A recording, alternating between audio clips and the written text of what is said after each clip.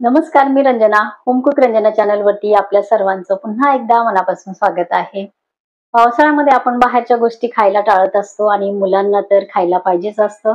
तर चमचमीत पदार्थ बाहेरचे आणून आपल्याला खायचे नसतील, चवीचंच काहीतरी खायचं असेल तर आजची ही रेसिपी तुमच्यासाठी आहे. नक्की बघा. साधी सोपी रेसिपी आहे. घरातल्याच वस्तू वापरून आपण ही रेसिपी करणार आहे. पण पदार्थ सर्वांना आवडीचा आहे. लहानपासून मोठ्यांपर्यंत हा पदार्थ नेहमीच खातात. चला तर मग हा म्हणजे कुठला पदार्थ आहे ते आपण बघूया. कांदा पोह्यांसाठी वापरतो ते पोहे आपण इथे घेणार आहोत.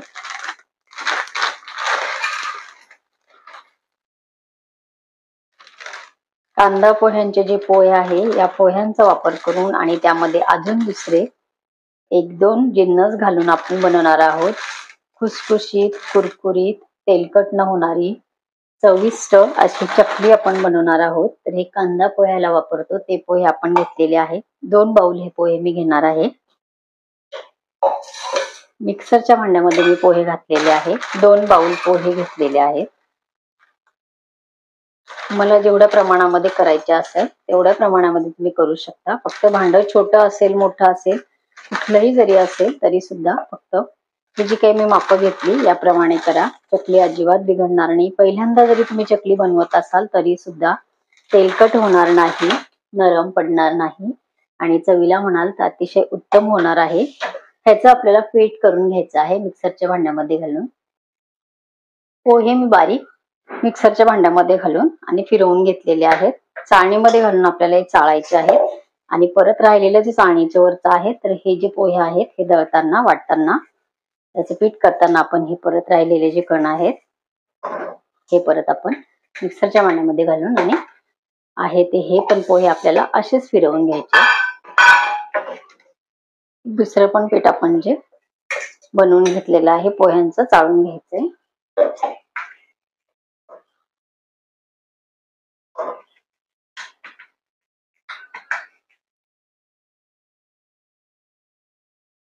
दोन वाटी आपण पोहे इथे बारीक मिक्सर मध्ये करून आणि चाळून घेतलेले आहेत. एक ज्या वाटीने आपण 2 वाटी घेतलेले आहे पोहे त्याच वाटीने आपण 1 वाटी घ्यायचं आहे तांदळाचं पीठ.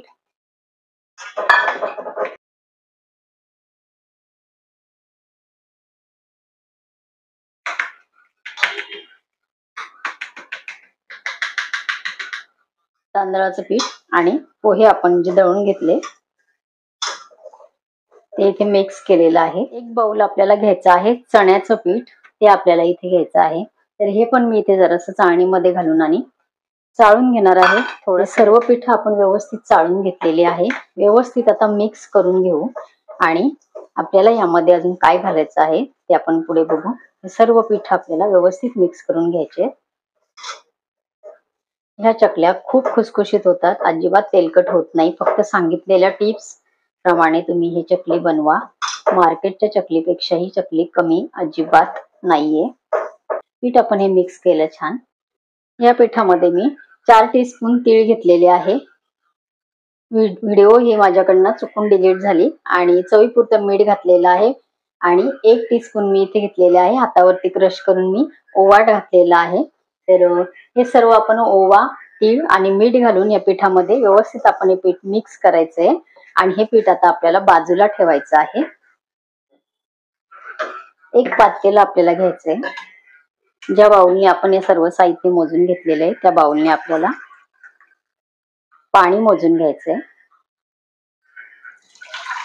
1.5 बाउल.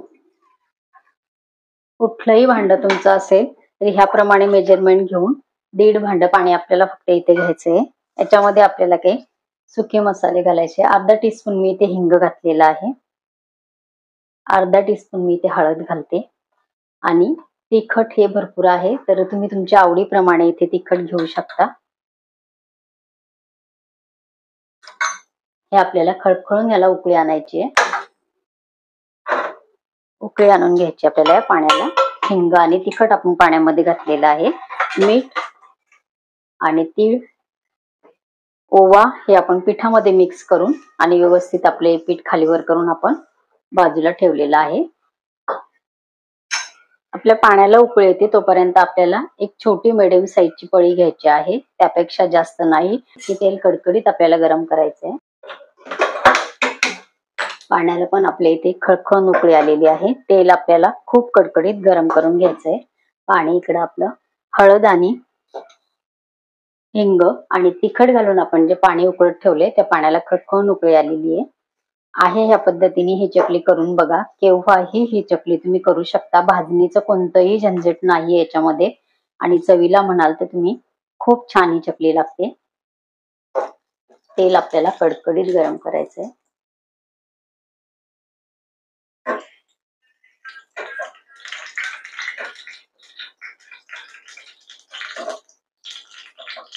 तेल गरम झालं की नाही बघण्यासाठी थोडंसं पीठ टाकून बघू. एकदम पटकन आपलं पीठ त्याच्यामध्ये वरती यायला पाहिजे. अजूनही तेल आपलं व्यवस्थित गरम नाहीये. तेल आपलं इथे व्यवस्थित गरम झालेलं आहे. हे बघा, असं तेल झाल्यानंतर आपल्याला त्याचं मोहन द्यायचं आहे पिठाला. आपल्या संपूर्ण तेल आपल्याला एकदाच टाकायचं आहे. चमच्याच्या कालथ्याच्या साहाय्याने आपल्याला एक पीठ आणि तेल मिक्स करायचंय.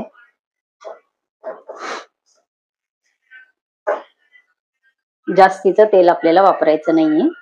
मीडियम साईजची जी पळी आहे त्याप्रमाणेच आपल्याला तेल वापरायचं आहे. यापेक्षा तुमचं पीठ कमी असेल तर तेलाचं प्रमाण तुम्ही अर्ध करायचंय. तेल जास्त झालं तर चकली तेल जास्त पिते आणि तेलकट होते, त्यामुळे जास्त होऊ देऊ नका. कणभर कमी झालं, अर्धा टीस्पून वगैरे, तर त्याचे परिणाम जास्त होत नाही. पण जास्त झालं तर चकली मात्र तेलकट होते. म्हणून प्रमाण हे फक्त तेलाचं लक्षात ठेवा. चकली बनवताना अगदीच आपण कमी बनवत नाही. आहे मी दिले या प्रमाणामध्येच आपण चकली बनवत असतो, त्यामुळे मेजरमेंट हे बरोबर आहे. थोडस मिक्स केल्यानंतर थंड झाल्यानंतर सगळ्या बाजूने हे पीठ आणि तेल व्यवस्थित मिक्स करायचे. सगळ्या बाजूने तेल आपलं असं लावून घ्यायचंय पिठाला. उकळून घेतलेलं हे जे पाणी आहे, तर आता हे पाणी आपल्याला या पिठामध्ये टाकायचं आहे. अर्ध पाणी मी घातलं, मिक्स करते. राहिलेलं अर्ध पाणी आपल्याला परत घालायचंय.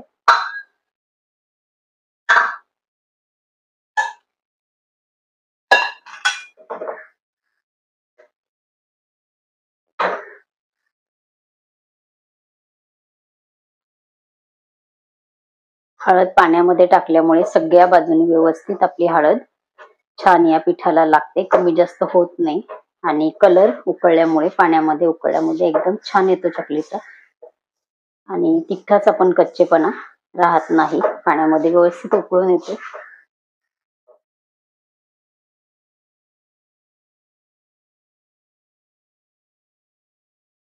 एवढं सगळं मिक्स झाल्यानंतर आपल्याला हे पीठ थोडस असं दाबायचं आहे आणि याच्यावरती 5 मिनिट आपल्याला झाकण ठेवून त्याला बाजूला ठेवून द्यायचंय. 5 मिनिटं झालेले पीठ आपल्याला एका ताटामध्ये घ्यायचंय. अर्धच पीठ घ्यायचं आहे. जेवढं आपल्याला गोळा मळता येईल व्यवस्थित एवढंच घ्यायचंय. मग अशा आपण हळद, हिंग आणि मिरची पावडर घालून जे पाणी उकळून घेतलं त्याच भांड्यामध्ये मी परत दुसरं साधं पाणी गरम करून घेतलं. कोमट पाण्याचाच वापर करायचा आहे. हे सध्या थोडस गरम आहे, त्यामुळे एखाद्या वाटीच्या साह्याने आपण हे पीठ जेवढं मऊ करून घेता येईल तेवढं मऊ करून घेऊ.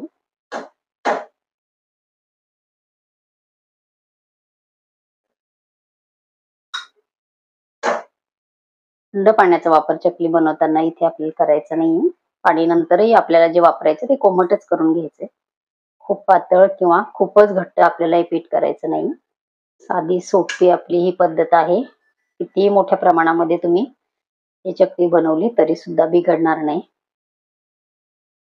हलकी फुलकी पोहे आपण इथे जास्त वापरलेले आहेत.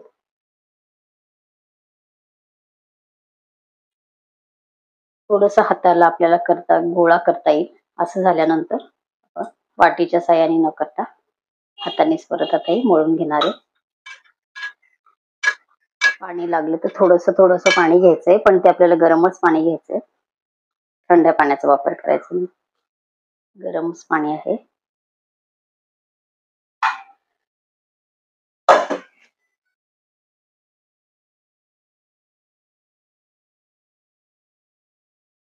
जेवढं आपल्याला व्यवस्थित एकजीव करता येईल तेवढं आपल्याला हे पाणी व्यवस्थित करायचंय. थोडस पाणी घ्यायचंय, जास्त नाही. पिठाचा गोळा कसा होणार आहे ते मी दाखवते. एकदम पातळ आपल्याला नको, एकदम घट्ट पण नको.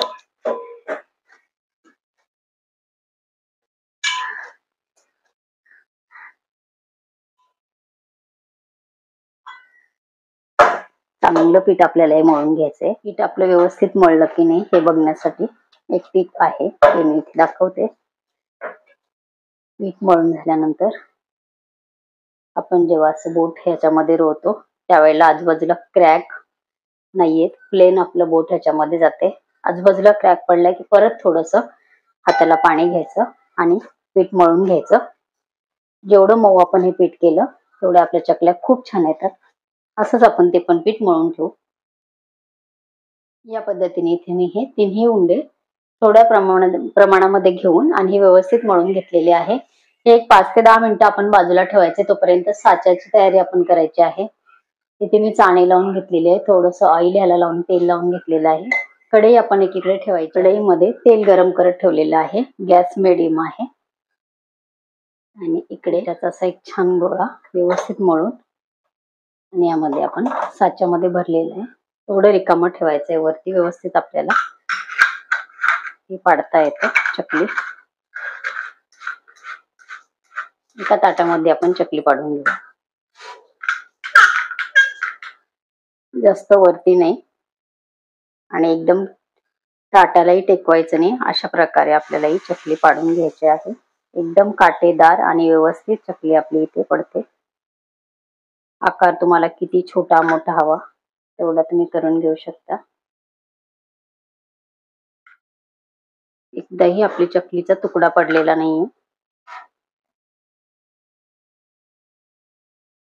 तेल गरम होईपर्यंत आपण चकली पाडून घेऊ. खूप जास्ती आपल्याला पाडून ठेवायच्या नाहीये, कारण खूप जास्त जर सुकल्या त्या तर मग व्यवस्थित तळता येत नाही.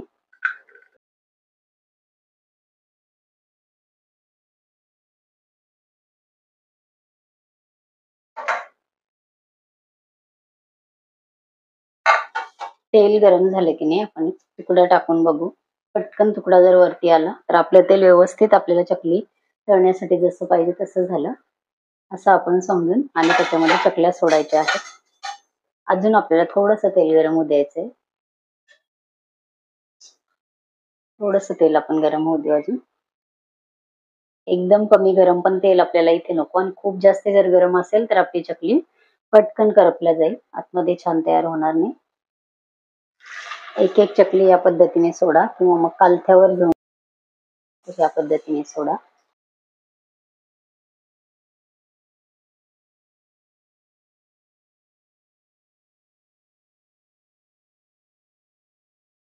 उलट्या बाजूने पण आपल्याला व्यवस्थित चकली इथे तळून घ्यायची.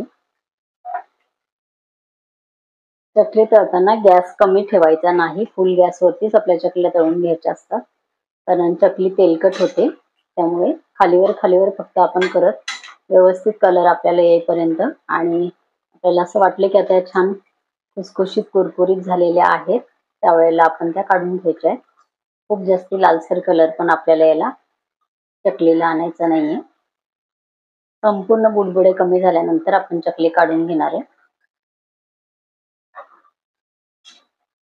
चकलीला आपला एकदम मस्त कलर आलेला आहे, बुडबुडे कमी झालेले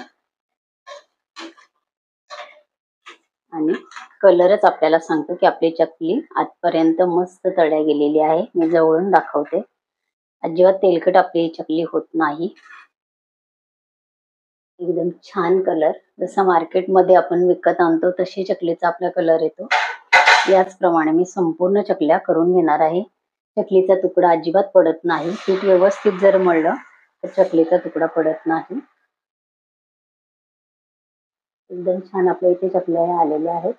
याच पद्धतीने मी संपूर्ण चकल्या इथे तयार करून सर्व चकल्या तळून झालेल्या आहेत.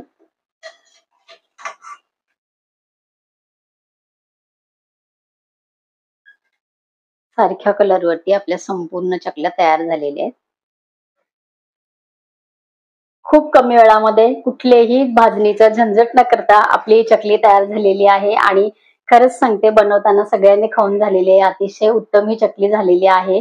खुसखुशीत ही चकली झालेली आहे. तेलकट अजिबात नाहीये. तेल अजिबात ही चकली पीत नाही. सांगितलेल्या टिप्स फॉलो करा आणि ही चकली बनवा. कितीही मोठ्या प्रमाणामध्ये तुम्ही घरी बनवली तरी सुद्धा नरम पडणार नाही आणि महिनाभर तुम्ही स्टोअर करून ठेवली तरी सुद्धा ही नरम पडत नाही. पण एवढे दिवस स्टोअर आपण करूच शकत नाही, कारण ही चकलीच एवढी छान लागते की आपल्या घरामध्ये सगळ्यांना ही चकली आवडते, लहानपासून मोठ्यापर्यंत. तर चकली ही एवढे दिवस राहतच नाही. राहायचं म्हटलं, ठेवायची म्हटलं तर जरूर राहू शकते. ही चकली नक्की करून बघा. घरातलं साहित्य आहे, पण घरामध्ये जर वेगळ्या प्रकारचे थोडेसे आपण चवीला आणि झटपट होणारे पदार्थ जर बनवले तर आपणही नेहमी नेहमी बनवू शकतो आणि घरातली मंडळी सुद्धा वेगळ्या चवीचे वेगळे पदार्थ खाऊ शकतात. आजची रेसिपी तुम्हाला कशी वाटली कमेंट जरूर करा आणि रेसिपी आवडली असेल तर मित्रपरिवारांमध्ये शेअर करा. माझ्या चॅनलवरती व्हेज नॉनव्हेज पदार्थांच्या अनेक अशा रेसिपीज आहेत, त्या सुद्धा बघा. त्यातली एखादी रेसिपी आवडली तर जरूर करून बघा. अशीच एक छानशी रेसिपी घेऊन परत मी भेटणार आहे. तोपर्यंत बाय बाय.